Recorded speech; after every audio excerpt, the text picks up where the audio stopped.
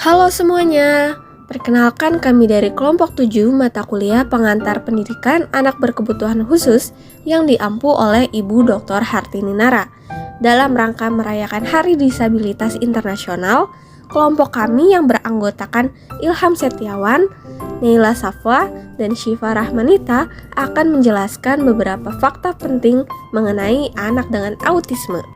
Apa sih autisme itu? Secara etimologis, autisme berasal dari kata auto dan isma. Auto artinya diri sendiri dan isma yang berarti suatu aliran. Jadi dapat diartikan bahwa autisme merupakan paham yang berpusat pada diri sendiri. Autisme atau Autism Spectrum Disorder merupakan kondisi yang berhubungan dengan gangguan perkembangan otak, sehingga berpengaruh pada pola interaksi sosial dan pola komunikasi yang biasanya terdeteksi pada anak-anak. Penyebab autisme yang pertama ada genetik. Penelitian mengkonfirmasi bahwa beberapa kelainan genetik dapat menyebabkan terjadinya autisme.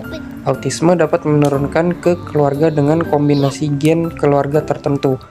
Yang kedua ada bahan kimia. Terdapat korelasi yang tinggi antara peningkatan prevalensi autism dan peningkatan penggunaan bahan kimia seperti pestisida, glyphosat, dan pembunuh gulma yang biasa terdapat dalam makanan yang diolah secara kimia. Yang ketiga, enzim atau masalah pencernaan. Lalu ada klasifikasi autisme.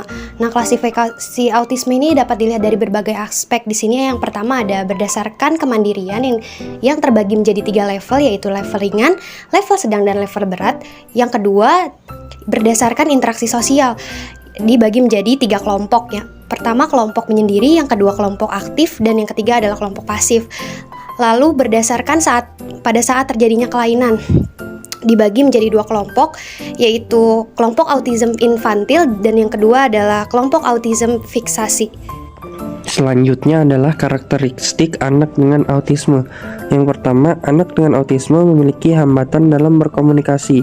Mereka cenderung mengucapkan kalimat tanpa arti dan dilakukan secara berulang-ulang.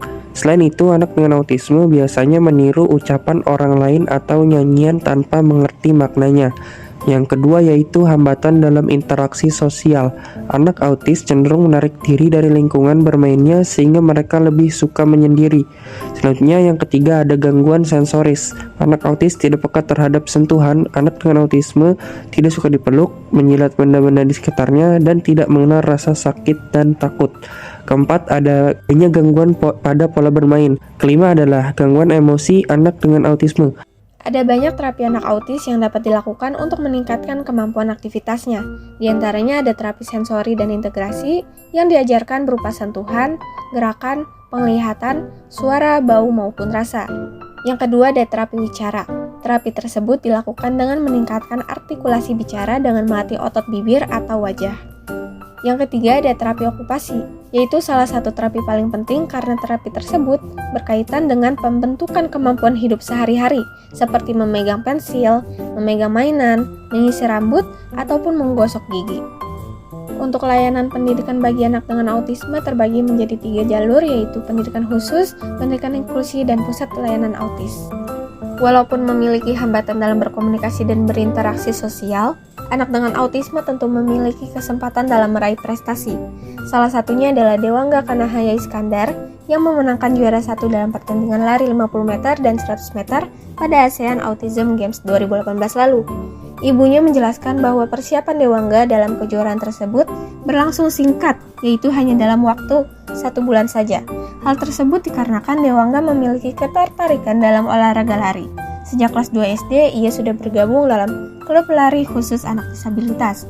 Selain itu, Dewangga juga sering mengikuti perlombaan lain, seperti perlombaan pelajar paralimpik dan meraih juara tingkat kota. Dewangga dan masih banyak orang-orang di luaran sana telah membuktikan bahwa anak-anak spesial seperti mereka juga dapat berprestasi, berkarya, dan melakukan banyak hal seperti anak-anak lainnya. Namun pada kenyataannya masih banyak masyarakat kita yang menatap mereka sebelah mata, menganggap mereka sebagai individu yang perlu dikasihani, atau parahnya lagi adalah mendiskriminasi mereka karena mereka dianggap berbeda. Padahal semua manusia memang terlahir berbeda-beda. Berdasarkan data berjalan 2020 dari Biro Pusat Statistik, jumlah penyandang disabilitas di Indonesia mencapai 22,5 juta atau sekitar 5% dari total keseluruhan masyarakat Indonesia.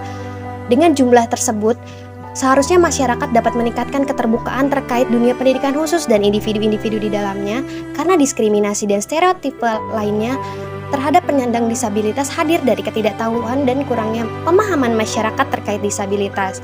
Nah, di Hari Disabilitas ini, kami mengajak teman-teman semua untuk berhenti memiliki pandangan bahwa individu dengan kebutuhan khusus tidak memiliki kemampuan dan kesempatan seperti anak-anak yang lain karena mereka memiliki hambatan tertentu.